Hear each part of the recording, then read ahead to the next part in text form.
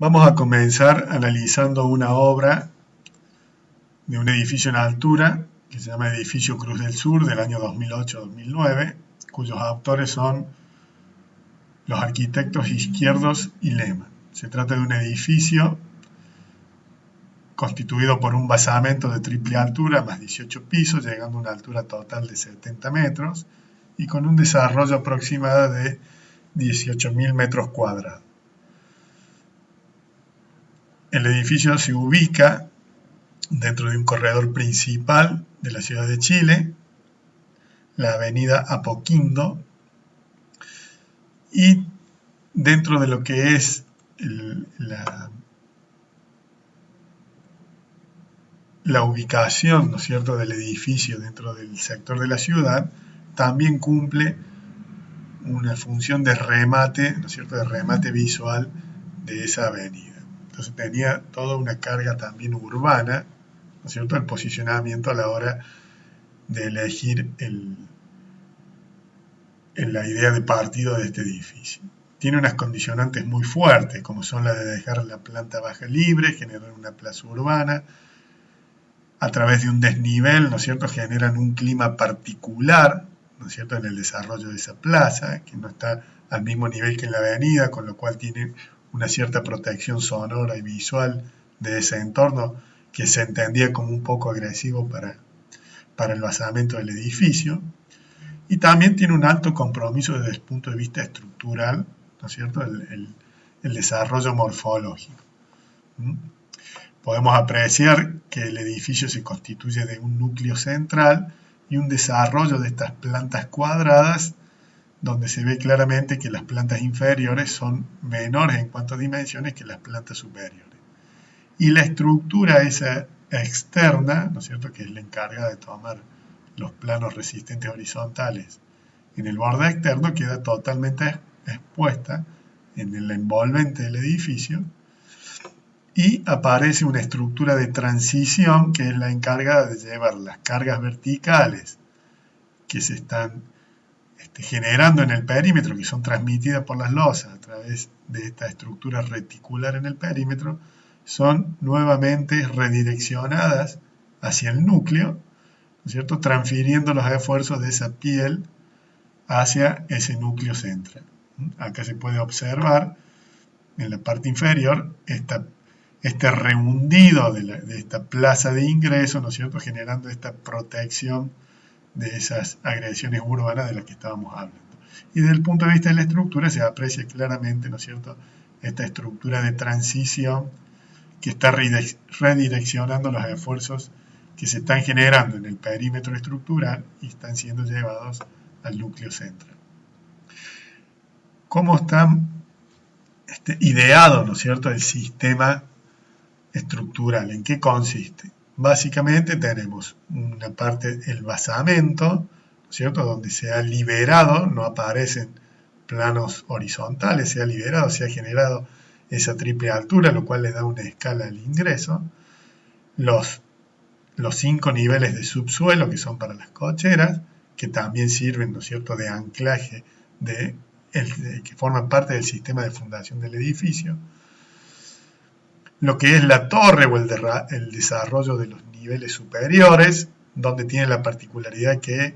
los pisos más bajos son de menor dimensión que los pisos más altos, o sea, se ha compensado la máxima superficie utilizable, ¿no es cierto?, que le permitía la normativa, achicando los pisos inferiores y agrandando los pisos superiores, que son los que tienen un mayor valor comercial a la hora, ¿no es cierto?, del negocio inmobiliario. Y un núcleo central donde están concentrados la estructura principal, que está compuesta básicamente por tabiques envoladizos vinculados, que son los encargados de sostener estas losas que no están envoladizos, sino que están apoyándose en una estructura perimetral, y esa estructura perimetral, cuando llega próximo al basamento, genera esta estructura de transición que redirecciona, ¿no es cierto?, esas cargas que están siendo transmitidas por esa estructura de piel. Acá tenemos una imagen, ¿no es cierto?, de lo que serían los niveles, cómo quedan los niveles de planta libre, las losas que son unas losas con estos nervios principales dispuestos de manera radial, son losas postensadas, por eso se logran estas luces tan importantes, y la configuración, fíjense, de los núcleos, del núcleo compuesto por estos tabiques que están vinculados con unas perforaciones muy pequeñas. Entonces, básicamente, la idea formal del edificio, ¿no es cierto?, surge con la resolución del esquema estructural. Este núcleo, que es el encargado de tomar todas las cargas gravitatorias, tanto de la piel como del núcleo central, y el encargado de tomar las fuerzas sísmicas, las fuerzas estáticas equivalentes, las fuerzas horizontales, a través de estos tabiques envoladizos. Y después, bueno, algunos recursos muy bien utilizados, como es el de separar la piel, la envolvente de la estructura, darle una cierta profundidad que también actúa como un sistema de parasoles y le permite hacer un buen control, ¿no es cierto?, de lo que es la ganancia térmica. Algunos detalles, acá tenemos la etapa de ejecución donde vemos el núcleo central, el encargado de tomar todos los esfuerzos, y el sistema de las diagonales, también dispuestas de manera radial, ¿no es cierto?, es como un ramo, que son las encargadas de tomar todos los esfuerzos que le está transmitiendo la piel, esa que está tomando parte, acá se la ve, parte de las cargas perimetrales de las losas. Y bueno, esos elementos son unos elementos mixtos, constituidos de acero y hormigón, y un poco también destacar, ¿no es cierto?, a través de estas diapositivas, el nivel de refinamiento en cuanto a los detalles, en cuanto a la ejecución en este tipo de obra que tienen, como lo venimos diciendo, un importante compromiso desde el punto de vista de la transferencia de carga, no solo gravitatoria, sino también de la transferencia de cargas sísmicas. Otro edificio, el edificio Portafira, del año 2006, entre 2006 y 2010 fueron la etapa de ejecución, ubicado en Barcelona, España. Básicamente lo hemos traído justamente por esta variante en cuanto a la configuración formal. Este edificio es del arquitecto Toyo Ito. Tiene planta baja y 25 pisos, 110 metros de altura, una superficie aproximada de 40.000 metros cuadrados. Entonces, básicamente lo que destaca de este edificio es este concepto de volumen compacto, pero a su vez que tiene como toda una búsqueda formal y una distribución en cuanto a la abertura que le da todo un dinamismo, ¿no es cierto?, a este edificio, que es un edificio de hotel, es un hotel. Acá tenemos las plantas, donde se puede ver cuál es el esquema estructural con el que ha sido resuelto, ¿no es cierto?, esta búsqueda formal que se puede leer inicialmente. Esto es la torre, el desarrollo de los 25 pisos de las plantas, el basamento, los niveles de subsuelo, los 110 metros de altura de desarrollo de todo el edificio, un núcleo central. Este sería un sistema estructural de núcleo y piel. Básicamente tenemos el núcleo central, donde están dispuestos la mayoría de los tabiques envoladizos, son tabiques mancomunados que configuran ese núcleo donde tenemos concentrado circulación y todas las dependencias de servicio general para el hotel, y un sistema anular, un sistema de pórtico, porque son columnas y vigas, que ya vamos a ver cómo va a ir generando una variación, y un sistema de losas envoladizos que le van dando esta característica, ¿no es cierto?, este movimiento a la fachada, y luego ese movimiento recuperado o exagerado, ¿no es cierto?, con lo que es el envolvente y la disposición de las aberturas.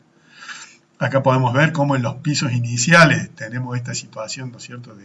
de tubo en tubo, un tubo constituido acá por tabiques y acá un tubo constituido por elementos filares, pórticos y vigas,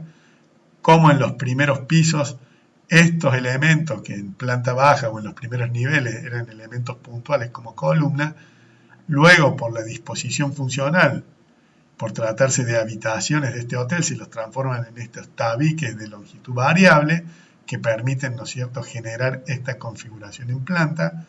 cómo van variando esas longitudes de los tabiques y eso va haciendo que varíe el perímetro a medida que se va elevando en los diferentes niveles, y en los últimos pisos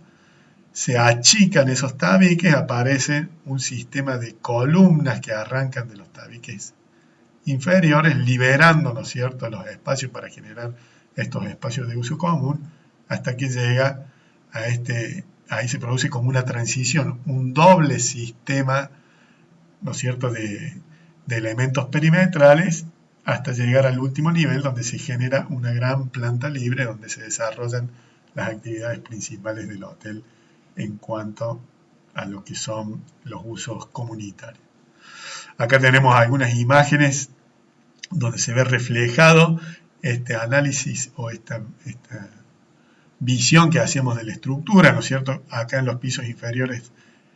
los elementos verticales del perímetro son columnas, luego se transforman en estos tabiques de longitudes variables que van combinándose con los voladizos de las losas y van generando ese movimiento en la fachada. Y en los últimos niveles, cómo se producen esos incrementos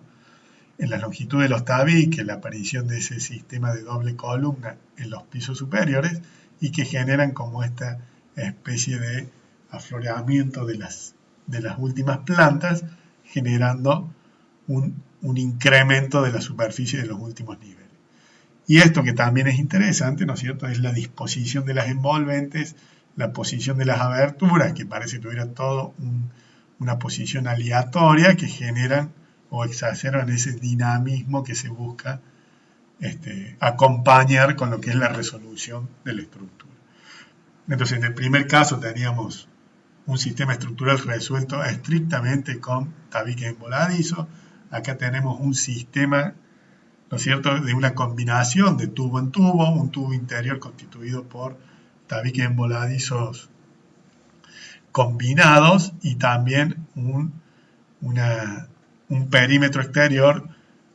un tubo exterior constituido por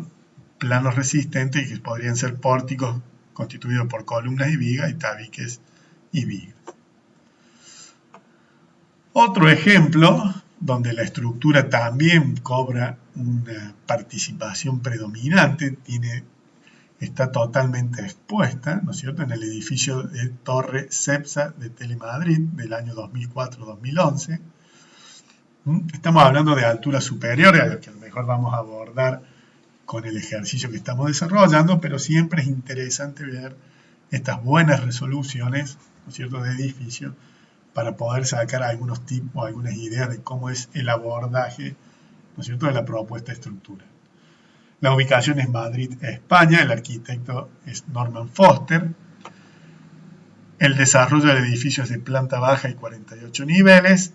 logrando una altura de 248 metros y una superficie aproximada de 110.000 metros cuadrados. Entonces, acá se puede leer, ¿no es cierto?, ya el edificio no es un edificio simétrico, la resolución en las dos direcciones principales no es la misma. Tenemos en una dirección principal como este macropórtico, donde tenemos algunas conexiones intermedias y donde aparecen estos paquetes de los pisos, ¿no es cierto?, contenidos entre estas macrovigas que conectan estos dos elementos verticales principales. Eso se ve reflejado acá justamente en esta imagen. Y en la otra dirección tenemos como estos pórticos envoladizos, ¿cierto?, que son los núcleos de circulación que ya no están puestos al centro del edificio, sino que están puestos en los extremos. Entonces, estos núcleos de circulación que están funcionando como tabiques envoladizos en la otra dirección. Acá podemos ver un poco el esquema general, un esquema de entrepiso, ¿no es cierto?, donde aparecen esos dos elementos verticales principales para este macropórtico, ¿no es cierto?, de esa escala principal, donde tengo las vigas de conexión horizontal que me conectan las dos pastas verticales, y acá tengo estos paquetes de losas que van a quedar intercalados justamente en estos vacíos que se generan en esta estructura principal, y estos paquetes de losa tienen una particularidad que están tomados no solo están apoyados en las vigas inferiores, sino que también están tomados de las vigas superiores, generando un sistema de resguardo para algún tipo de atentado que pudiera generar la falla de algunos elementos interiores, ¿no es cierto?, en estos paquetes de pisos, que me generaría la posibilidad de ese doble sistema de apoyo dentro de lo que es la macroestructura. Acá tenemos un poco lo que es el basamento del edificio, que son constituidos por los niveles de subsuelo, que forman parte del sistema de fundación, el basamento, los paquetes, ¿no es cierto?, de servidos, que serían los ambientes estos donde se van a desarrollar las actividades principales, y la estructura principal, ¿no es cierto?, que es este macropórtico con estas vigas intermedias, estas vigas metálicas intermedias. Acá se puede ver, ¿no es cierto?, en esta imagen, estas vigas metálicas intermedias, que son unas vigas de reticulado metálico, donde se apoyan los diferentes niveles de entrepiso con un doble voladizo en la otra dirección. Acá vemos algunas de las etapas de construcción del edificio, donde se puede apreciar, ¿no es cierto?, se puede visualizar el esquema de la estructura principal, los sistemas de diafragmas horizontales y luego, ¿no es cierto?, la disposición del envolvente, donde se enfatiza cuál es el esquema estructural adoptado. Otro ejemplo que lo hemos tomado básicamente por la esbeltez que ha cobrado el edificio, es el edificio de la Avenida del Parque, altura 432, en la ciudad de Nueva York, del año 2012-2015, del arquitecto Rafael Viñoli. El desarrollo consta de planta baja de 84 pisos, con una altura de 426 metros y una superficie aproximada de 65.000 metros cuadrados. Una de las particularidades que tiene el edificio es, lo que decíamos recién, es la esbeltez, porque se ha desarrollado en una superficie muy pequeña con una altura extremadamente alta. Para eso se ha recurrido a un sistema estructural de tubo en tubo. Tiene un tubo interno constituido donde están alojados todos los sistemas de circulaciones y un tubo externo que está constituido por esta piel, ¿no es cierto?, regular, que es una estructura mixta entre metal y hormigón, con una particularidad que un cierto número de pisos aparecen estas situaciones especiales donde se produce una transición, ¿no es cierto?, de las cargas que está llevando esta piel hacia el núcleo central, de las cargas gravitatorias. ¿Para qué ha sido utilizado ese recurso? Para poder mantener esta grilla con esta constitución formal tan uniforme, ¿no? Porque si yo tengo esta viga acá en los últimos niveles que está recibiendo la descarga de los pisos en los últimos niveles, esa descarga se va incrementando piso a piso y hubiese existido la necesidad, ¿no es cierto?, de incrementar las columnas en planta baja. Sin embargo, el recurso ha sido que cada un cierto número de pisos aparecen estas estructuras de transición que lo que hacen es transferir parte de esa carga gravitatoria al núcleo central. Entonces, para lo que son las cargas gravitatorias, el recurso ha sido ese. Es un núcleo central muy potente, ¿no es cierto?, de tabiques que cuando arranca estamos hablando de un tamaño importante, y esa piel, esa estructura de piel acá en el borde, que es una estructura reticulada que permite, ¿no es cierto?, esa transparencia del edificio y aprovechar, ¿no es cierto?, las visuales del entorno, que con respecto a las cargas gravitatorias, cada una cierta cantidad de niveles produce esa transferencia de esfuerzo hacia el núcleo central, y para lo que son las cargas horizontales, en este caso principalmente las de viento, ¿no es cierto?, por la altura y por la esbeltez del edificio, trabaja con esta idea de tubo en tubo. O sea, tengo el núcleo central,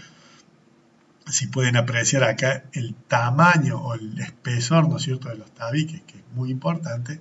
y este sistema, ¿no es cierto?, de del envolvente perimetral, que es el que constituye el mecanismo principal. Acá tengo un poco lo que venimos rescatando en el análisis de todos los edificios, el basamento, los niveles servidos y estos niveles de transición que sirven justamente para generar esta estructura. Acá simplemente para reflejar, ¿no es cierto?, la idea esta de la cuadrícula de fachada y cómo se mantiene esa regularidad en los diferentes niveles, la idea, ¿no es cierto?, de cuál es el mecanismo estructural, un núcleo que no está perfectamente centrado, pero que está así en una posición bastante simétrica, y todo lo que es el esquema el esquema resistente perimetral constituido por estos pórticos de mucha transparencia. Para el envolvente, la resolución del envolvente ha sido toda una resolución prefabricada, que le ha dado esa rigurosidad, ¿no es cierto?, en cuanto a la resolución del envolvente, y que le ha dado toda esa lectura particular que tiene el edificio. Y acá simplemente rescatan, ¿no es cierto?, cuáles han sido los niveles donde se ha dispuesto de esto que yo les decía, este sistema, ¿no es cierto?, de transferencia de parte de lo que es la carga gravitatoria al núcleo central. O sea, cada vez ha ido recentrando la carga principal, la carga gravitatoria, ha generado una suerte de anclaje, ¿no es cierto?, también para el núcleo central, y para lo que son las cargas, eso es lo que sería para la resolución de las cargas verticales, para lo que son la resolución de las cargas horizontales, ya sea de sismo o de viento, trabaja con esta idea conceptual, ¿no es cierto?, de un tubo central constituido prácticamente por un tabique continuo de grandes dimensiones y el esquema perimetral, ¿no es cierto?, de estos pórticos bastante permeables. Acá se puede apreciar claramente la esbeltez del edificio, o sea, la relación que existe entre el desarrollo en superficie y la altura total del mismo. Y acá simplemente una curiosidad, ¿no es cierto?, en esta imagen se ve el estudio del comportamiento, o para poder definir cuáles van a ser las solicitaciones desde el punto de vista del problema del viento sobre ese edificio, ¿no es cierto?, justamente por este problema de esbeltez del que veníamos hablando. Bueno, volvemos a la zona trasandina. Ahí un poco lo que queríamos abordar en los ejemplos anteriores eran diferentes tipos estructurales y cómo se manifestaban en la resolución formal de los diferentes edificios. Acá aparece otra variante que se puede utilizar, ¿no es cierto?, por la escala del edificio, una altura de 98 metros, planta baja y 25 pisos, un desarrollo de alrededor de 10.000 metros cuadrados, ubicado también en la ciudad de Santiago de Chile, en Las Condes, y los autores son el arquitecto Bosa y asociado. Acá es evidente, ¿no es cierto?, cuál ha sido la intención de los diseñadores, que es este elemento prismático, ¿no es cierto?, resuelto prácticamente con una estructura, con un envolvente transparente, y donde se ha pretendido dejar manifiesta en algunas partes la estructura a la vista, ¿no es cierto?, describiendo cuál es el sistema estructural, este sistema, ¿no es cierto?, de pórticos perimetrales, generando, ¿no es cierto?, este tipo de visualizaciones desde el interior, donde hay toda una visualización o una interferencia de la estructura en estos espacios exteriores. Tenemos, ¿no es cierto?, lo que es la planta, el desarrollo general. El sistema estructural, ¿no es cierto?, que acompaña esta idea es un núcleo principal donde están dispuestos los tabiques combinados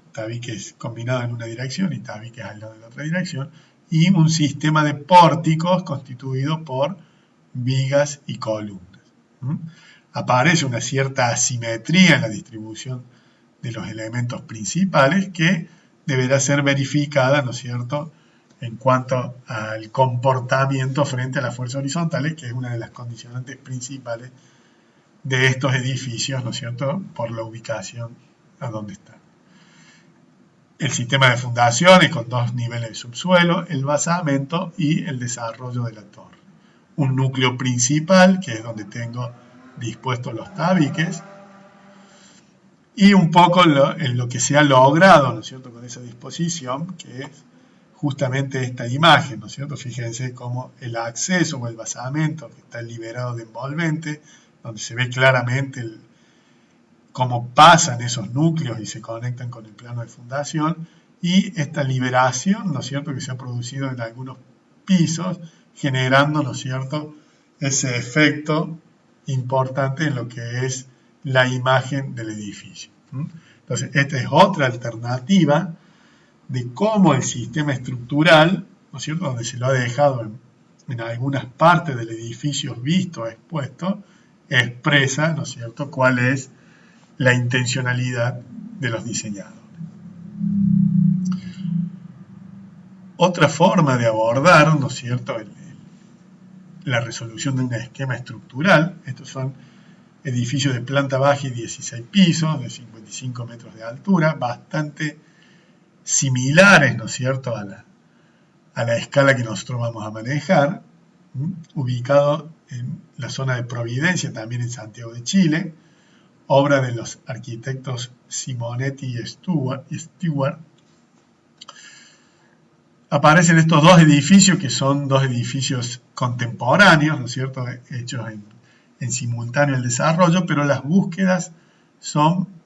diferentes en cuanto a lo que es la expresión, ¿no es cierto?, del envolvente externo. Se partía de la idea de generar estos bloques pétreos, ¿no es cierto?, de trabajar con piedra del lugar, de que se leyera como unos bloques compactos, y luego armar una idea de transparencia que fue manejada de diferentes formas en cada uno de ellos. Acá tenemos la implantación, ¿no es cierto?, de las 2 torres. Esas son las áreas servidas de las 2 torres, los núcleos de circulación que no están dispuestos de manera simétrica, sino que la simetría o el comportamiento regular se ha logrado, ¿no es cierto?, en función de la distribución de los diferentes planos resistentes verticales. Acá tengo toda una envolvente que es la que me va a generar, ¿no es cierto?, el manejo de la transparencia de estos espacios, que son espacios prácticamente libres, y que me van a dar, ¿no es cierto?, las visuales del edificio sobre el entorno. Lo mismo tengo acá en el otro edificio, tengo también un manejo de una estructura perimetral. La diferencia entre los dos, que en este edificio, en el Lyon 1, esta estructura perimetral llega hasta el plano de fundación, y en el Lyon 2 se produce una estructura de transición, generando también un redireccionamiento de lo que son las cargas verticales. Esa es la estructura, ¿no es cierto?, resistente principal del segundo edificio. Acá aparece un dato curioso, ¿no es cierto? Fíjense cómo ya se puede apreciar la diferente resolución del envolvente de las 2 torres. Se aprovechó totalmente el solar o el terreno, ¿no es cierto?, que se podía utilizar. Se sacó la máxima edificación posible, y cuando el edificio ya estaba en una etapa de desarrollo importante, se decidió generar en la planta superior un espacio especial de showroom con piscinas y con áreas especiales. Entonces, como no se podía seguir agregando metros cuadrados, el recurso de diseño fue generar este recorte en ese volumen prismático muy puro y agregar, ¿no es cierto?, esa planta o esos metros cuadrados en el último nivel del edificio. Con lo cual generó un compromiso adicional, ¿no es cierto?, en la resolución de este voladizo, para poder darle una resolución desde el punto de vista de la estructura. La envolvente del edificio 1 se manejó, ¿no es cierto?, con esta idea de este bloque pétreo, donde se trabajó con las aberturas alineadas de forma vertical y generando una densificación, ¿no es cierto?, de la retícula con el agregado de estas triangulaciones, ¿no es cierto?, justamente para dar resolución al voladizo del último nivel, justamente por la aparición, ¿no es cierto?, de este bocado que se sacaba de la estructura. Entonces se utilizó este recurso de agregar estas diagonales y también de manejar, ¿no es cierto?, un tamiz de rigidización en los pisos inferiores que colaboraba en esta idea, ¿no es cierto?, del comportamiento torsional del edificio. Es un recurso también utilizado, que es el rehundido de la planta baja, ¿no es cierto?, para generar esa distancia entre la vereda perimetral y la fachada del edificio, dándole una cierta jerarquía al edificio. Entonces, básicamente, acá el esquema estructural es un núcleo central de tabique y una piel estructural, ¿no es cierto?, manejada con algunos conceptos, algunos recursos de diseño que tienen que ver con la climatización del edificio, de agregar masa en la fachada, y este tamizado triangular de la fachada en función de las necesidades de equilibrar el sistema. Esto que también es interesante destacar, fijarse en el tamaño de las armaduras, en la densidad de las armaduras, en la complejidad, ¿no es cierto?, seguramente inducida por la zona sísmica, en el nivel de desarrollo tecnológico para poder dar solución, ¿no es cierto?, a estas formalidades que se están pretendiendo. Hacer hincapié también en eso, que uno no solamente tiene que dar una resolución en cuanto a la distribución de los esfuerzos, sino que después los elementos tienen que estar construidos de tal manera que garanticen, ¿no es cierto?, ese comportamiento y esa distribución de los diferentes esfuerzos dentro del edificio. En el edificio Costanera Lyon 2, ¿no es cierto?, que es parte de ese complejo que veíamos anteriormente, para la resolución, ¿no es cierto?, del sistema estructural se eligió otro recurso, que es trabajar en la fachada con estas vigas Vierendel apoyadas, ¿no es cierto?, de manera alternada en una fachada y otra, que van generando la constitución, ¿no es cierto?, de estos planos resistentes verticales que le dan un lenguaje muy particular al edificio. Esos planos resistentes verticales, cuando llegan acá a la losa del primer nivel, aparece un sistema de transferencia de esfuerzo que redirecciona las cargas gravitatorias que traían estos elementos. Acá se puede apreciar claramente en el ingreso al edificio. Acá se puede ver claramente cómo quedan colgados esos planos que no llegan hasta el plano de fundación, sino que el contacto de estos planos, la transferencia de esfuerzo de los planos perimetrales con el sistema de fundación es a través de este sistema, ¿no es cierto?, de este sistema de transición inclinada. Acá se ve en la etapa de obra, ¿cierto?, como prácticamente los planos portantes se cortan acá en el nivel sobre el nivel 1 o el nivel de planta baja, y aparece esta estructura de transición. También es interesante observar, ¿no es cierto?, estos pelos con sus manguitos que quedan a la espera, ¿no es cierto?, del postensado de las losas interiores, que es un recurso muy utilizado para poder lograr luces mayores de las losas y poder evitar, ¿no es cierto?, los apoyos intermedios de las columnas. Acá se puede ver un poco